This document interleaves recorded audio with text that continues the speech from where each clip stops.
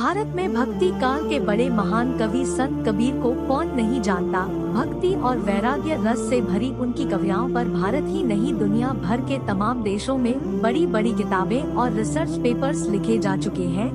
राम और रहीम को एक साथ लेकर चलने वाले और कबीर पंथ के सृजनकर्ता कबीर दास कैसे बने संत कबीर, इस बारे में भी आपने बहुत कुछ पढ़ा होगा, पर आज हम आपको बनारस के एक प्राचीन घाट पर लेकर चले रहे हैं। इसी घाट की सीढ़ियों पर हुई एक घटना में कबीर दास बन गए संत कबीर। एक धर्म नगरी काशी के पंचगंगा घाट पर ही कबीर बने संत कबीर। धर्म आध्यात्म संस्कृति की नगरी काशी में विद्वानों की भी एक लंबी परंपरा रही है। अनेकों ऐसी ऐतिहासिक घटनाओं को अपने में समेटे हुए यह शहर तमाम महत्वपूर्ण पलों का गवाह रहा है। इस घाट से जुड़ी एक महत्वपूर्ण घटना इतिहास के पन्नों में दर्ज है। पंचगंगा घाट कबीर के संत कबीर बनने का साक्षी रहा है। इसी घाट पर काशी के महान विद्वान रामानंदाचार्य रहते थे। कबीरदास जी एक बार उनसे मिले और कहा कि मैं आपको अपना गुरु बनाना चाहता हूँ। इस बात पर रामानंदाचार्य ने कहा कि अभी तुम्हारी उम्र काफी कम है, इसलिए तुम इस योग्य नहीं हो। लेकिन अपने धुन के पक्के कबीरदास ने ठान लिया कि गुरु इन्हीं को बनाना है। रामानंदाचार्य प्रतिदिन प्रातः सीढ़ीपा उतरकर गंगा जी में स्नान करने जाते थे।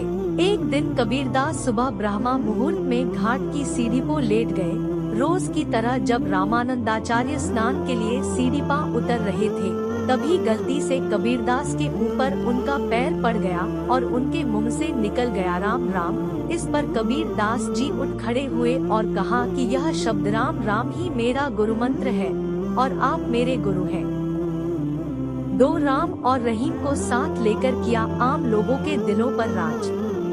राम नाम के मंत्र ने ही कबीरदास को संत कबीर में बना दिया।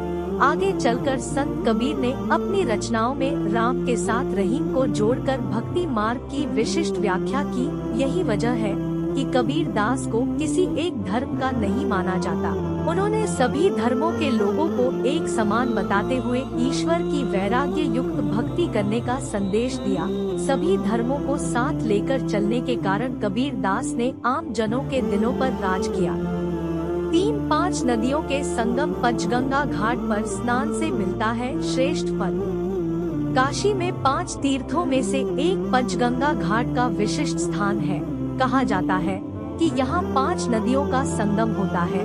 इसी कारण पूरे बनारस में इस घाट पर स्नान की अलग ही महिमा है। यहाँ गंगा जी में एक डुबकी लगाने मात्र से पूरे माघ में किए स्नान का फल मिल जाता है।